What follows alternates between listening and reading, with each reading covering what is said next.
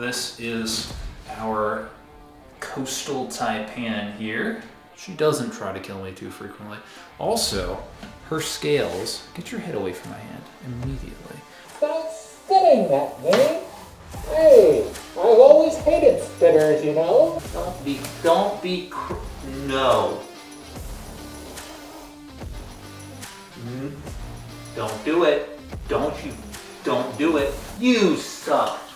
What is up, fellow humans? We are back. Today we are prepping for going down to Florida. So we're gonna be taking out some snakes and doing some maintenance, checking up on everyone, seeing how they're all doing and making sure they've all got fresh, clean water and no poop left in their enclosure. So first off, we're gonna go ahead and take a look at our coastal taipans. They're both in need of a fresh water change, and our female down here went ahead and flipped her hide upside down and left this nice skin in there. So we're gonna have to grab that out of there, flip that hide back over and whatnot. So let's go ahead and start doing that now. So coastal taipans, of course, are probably the most dangerous snake that we keep in terms of behavior mixed with venom toxicity and venom yield. They have one of the highest venom yields of any elapid, believe it or not, the highest of any snake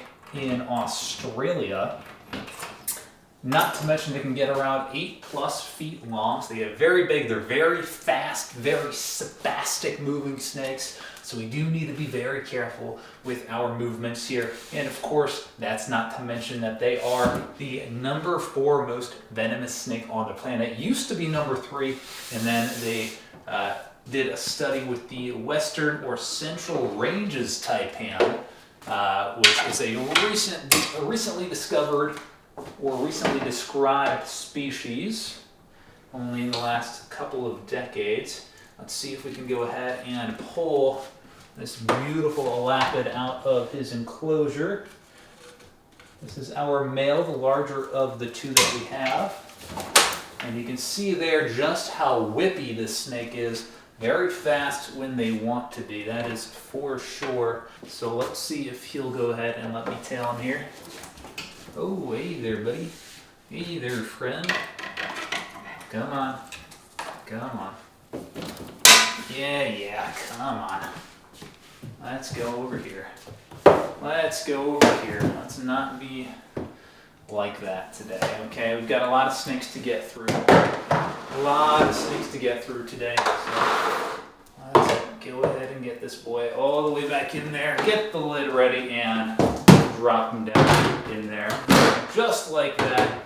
Nice and easy first try. So, like I said, with this guy, looks pretty good poop-wise in here. We did a fairly recent clean out, but we definitely need to give him some more water because it does evaporate a bit sitting close to the light there. Scrub the bowl out and replaced the water, so now we can get the snake back inside. Hopefully he's a willing participant here. We're gonna see. So we're gonna make sure that we open this away from us because this is a snake that could very well have climbed his way to the top here and he could come out like a little bit of a missile here. And yep, he is right here facing me, of course, because why not? Let's go ahead and flip that around so that we can grab his tail. I think he will let me tail him here. Fantastic, look at that. So this is our coastal taipan here. Pretty snake, the female definitely prettier. She's got more of a coppery color to her. But let's go ahead, readjust here just like that and get him inside. Come on, buddy. There you go. Look at that. Nice, clean enclosure, fresh water. Should be good to go. We are going to feed him before we go. But besides that, he's ready. And now we can do the female. You suck. You suck. Stop it. Stop it. Coastal taipans are done. Those are probably the 2 most dangerous snakes we have to deal with. Although we are probably going to pull out the Russells and soft-scaleds too, and those guys are also no joke, as are the lanceheads. But first off, let's move over here to Technoblade. Technoblade needs his light replaced back up there. He knocked his down, and he left a nice skin in there, as did our Cantaloupe's skin we need to grab out, and we got to do a bunch of water changes with everyone else. But let's go ahead and try to get Technoblade out here, see how willing he is to participate. Hey buddy, I gotta put your light back up since you knocked it down again. He's done that like 3 or 4 times now for some reason. He's just against his light. There we go. Got that wedged up. Hey, buddy. Hey, friend. Don't do that. Don't do that. Come here. I'll use a second hook to get you out of here. Make it a little easier on us. Make it a little bit easier on us. Here we go. So this is the wonderful Technoblade. Beautiful rattlesnake. This, of course, is a hybrid rattlesnake between an eastern diamondback and timber rattlesnake, the 2 larger rattlesnake species found in the eastern United States.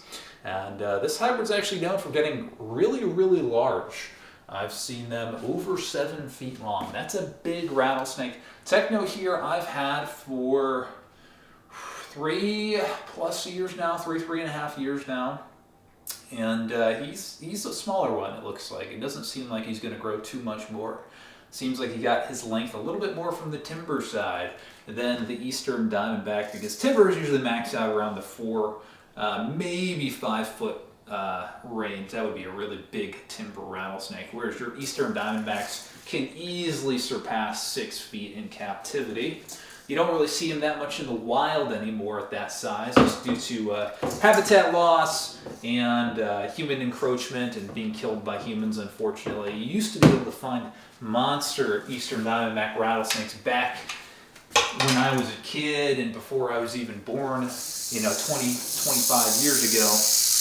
But now this would probably be your average sized adult timber or eastern diamondback now, right around that 4-foot range or so. So let's go ahead and clean out his enclosure, hang his light back up, and then we'll get him back inside. So we got Techno's skin out here. Serious right now? So we got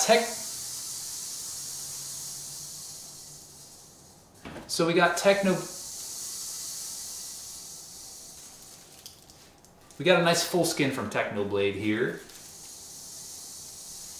Always a good sign. So we'll probably hang on to this one since it's actually a complete skin, which is great. It means the humidity in there is within the margin that we want it to be. So we'll put that skin aside and get some fresh water for this guy.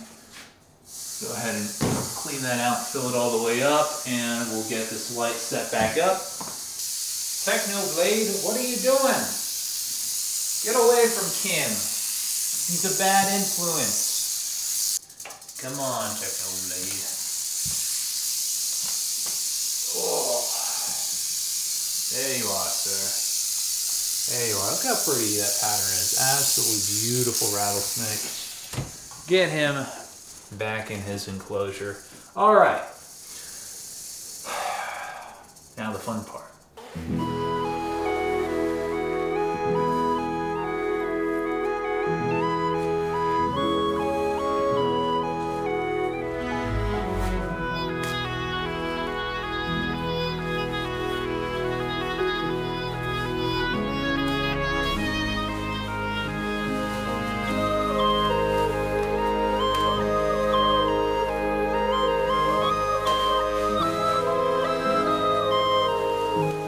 Now we're ready.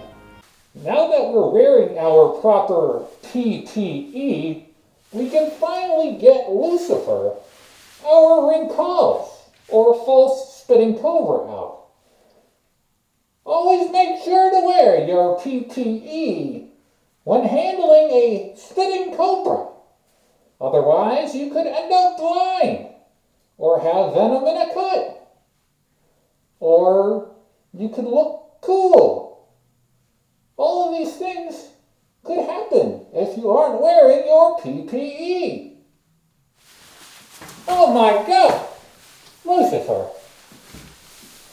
Why would you do that, Lucifer? Come here, son. Oh, Lucifer. Lucifer, do not spit venom at me. Okay, well, luckily I'm wearing my proper protective equipment. Lucifer. No, come back, Lucy. What did I do to you? Stop spitting at me. Hey, I've always hated spitters, you know. Don't worry, guys. We got him out. We finally got him out. Oh, thank God. Oh. Oh, thank God. Oh. Ah.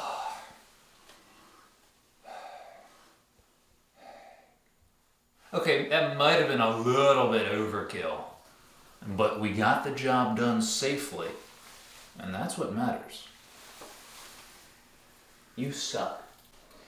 Well, we are ready to get the recalls back in his enclosure.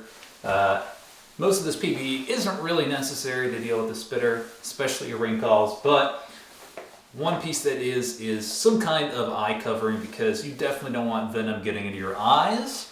It may not permanently blind you, but you're going to be sitting there washing it out for like half an hour, and it's going to royally suck. So that's why we got the eye covering. Wearing gloves because I actually have a cut on the inside of my hand right now. I don't have to worry about getting venom on it. The bodysuit is just a joke. You definitely don't need that, but it does help you not need to worry about getting venom all over you. So kind of a meme, kind of useful at the same time. Obviously the Crocs are just a necessity. So let's get Lucy out here. Hey buddy. Hello. Hello, friend. Alright, so there's Lucy, our Wrinkles aptly named snake. He's a royal pain in the butt. What are you doing, huh? No. Come on. Don't be weird like that. No.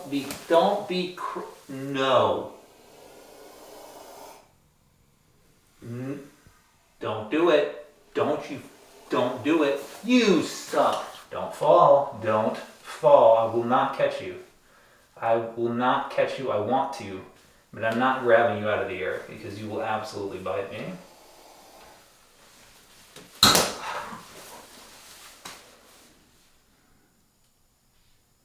Why would you do that? Let's just do that instead. How about we do that? Instead? Unbelievable. What a snake. I love him. I don't know if I've mentioned how pleasant he is to deal with in the past. But yeah, really just an awesome snake to deal with. So now we're going to go ahead and move on to this stack of enclosures. So we're going to change everybody's water here. Looks like everybody could use a water change. Some poop needs to be cleaned. Some shed skin needs to be pulled out. So starting off at the top, we've got our beautiful Brazilian lancehead up here. Now you guys know I just got back from Costa Rica, and we have the fertile lance there, or the terciopelo as the locals call it, which is a very, very close relative to the snake. They're both lanceheads. So let's pull this out. These guys are known for being a little bit wily, just like that. So you do have to be careful with these. They do act a little bit crazier than most vipers. They're a little bit quicker, a little bit better at moving themselves, kind of more like lapids than most of the vipers that you guys probably know or have interacted with. I mean, if you're in the United States, your rattlesnakes, your copperheads, your cottonmouths, they're all kind of slow moving, and a lot of times they're a little bit, how do I say this, they're not very coordinated compared to some of the other snakes out there. They don't have quite the same body control and speed that a snake like this beautiful Brazilian lancehead has. Now, these guys can actually get pretty big. It's kind of hard to see in the lighting here. But after freshly shedding, it's a beautiful like golden colored lancehead here. And these can actually get up to like 7 feet long. That's a big viper right there. So I don't know if I want her to get that big or if I want her to stay on the smaller side. But cool snake, bit of a pain in the butt. Looks like we got a little bit of poop in here to clean out. And of course we got to fill this water up because it's looking pretty low. So we're gonna go ahead and do that. Get the snake back in, and then it's time to deal with Twitch, our Russell's viper, next. So we got the enclosure all cleaned up. Got some nice fresh water in there. And I know what you might be thinking, some of these enclosures are looking a little bare. That's true. When we were moving, I ended up throwing away a lot of the enrichment stuff, just stuff that was dirty that I didn't feel like taking and whatnot. And some of it's still packed up. It just needs to be unpacked and put back in. So we're gonna try and add a little bit more enrichment to most of these enclosures. Maybe we'll even test out some bioactive stuff as well. But back in the day when I had first started keeping venomous, you know, a lot of the thinking was to keep your enclosures functional but bare so that it's easier to get the snakes out and deal with the snakes. But honestly, you don't really need to worry about that. The only snakes that really give me any kind of trouble at all when it comes to getting them out of the enclosure for cleaning or whatnot are the boom slangs, just because they love wrapping around their sticks and twigs and stuff. They're super fast and flighty, but everything else, as long as you're on top of your game and know what you're doing, you can grab them out pretty quickly regardless of all the stuff that you put in there. So we're gonna try and get some more stuff in a lot of these enclosures, make them a little bit prettier to the eye and a little bit more functional for the snake. So anyways, this is Twitch, our Russell's viper here. Probably the most dangerous viper on the planet. Definitely top 3, that's for sure. Now these guys account for the most deaths of any snake in India and the second most deaths of humans of any snake on the planet, only behind the saw-skilled viper, which we do have a couple of now. But a pretty snake, super common in rural areas and places like India and some of the surrounding areas as well. So they come into contact with a lot of people, especially out in the fields with field workers and things like that. People get bit. The hospital treatment, not the best in rural India, and unfortunately that does lead to a high number of snakebite related fatalities, especially in India, more so in India than anywhere else in the entire world. So we got the snake in the bucket. Let's go ahead and get the lid on rather than just ignoring it with the bucket open. He's not really long enough to climb out, but better safe than sorry with a snake that's close like this, especially one that can move way better than it looks like they can. So we're gonna take care of this, get the snake back inside, then move on to Darnell, who, as always, made an absolute mess of his enclosure. Cobras suck. So let's go ahead and do that. All right, Twitch. Time to shine. Hear that? What a pleasant animal.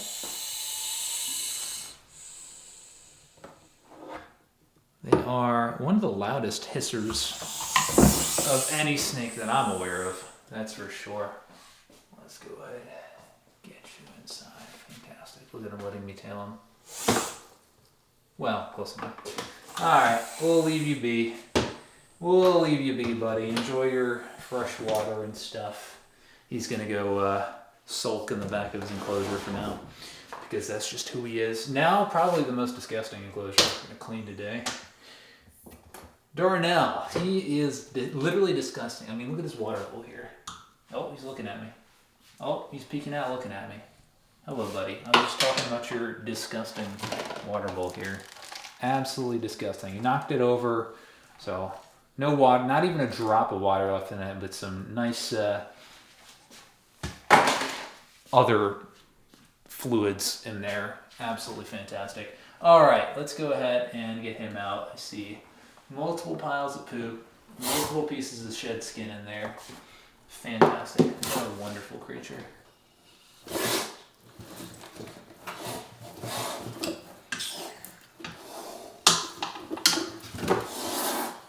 Okay, buddy. That's good. That's good. You having fun? You having fun? Huh? He's an absolute lunatic, this guy. Won't stop moving whenever I'm holding him. Just wants to go and go and go, this guy. All right, we're gonna put you in here so you can be done flopping around. Look at this. Look at this, he's coming up. He's coming up. I'll tell you what, there is something about a solid white cobra. He's a very pretty boy. Very, very pretty boy. But unfortunately, he's an absolute lunatic. So, he goes in the bucket. Alright, and now we get to deal with all of that. Darnell is ready to go back in. Open towards us. Let's open away from us. Hey, buddy. Hello. Look at this man.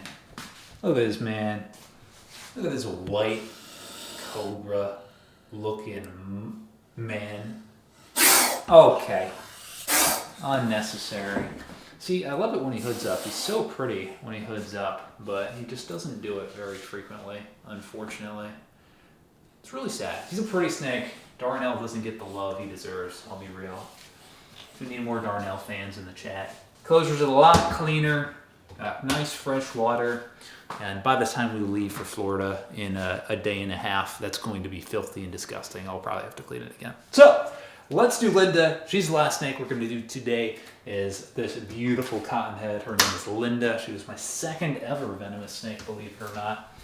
She's got a skin in there, looks like one pile of poop, and she is in need of fresh water as well.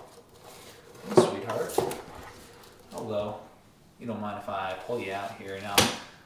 Linda is a special girl. She's usually pretty chill, usually pretty friendly. She'd be a little bit spicy in her enclosure. Once she's out, she's just an absolutely awesome snake to work with. Super, super pretty. Get her under better lighting here. Super, super pretty cottonhead. Of course, the hybrid between the copperhead and cottonmouth. This hybrid is not found in the wild, or at least it hasn't been documented in the wild. It's possible it's happened, but it has not been documented. And she is a sweetheart, and she's my girlfriend. Well, my girlfriend's favorite venomous snake that I own. So that means she must be special because my girlfriend has very good taste. Believe me.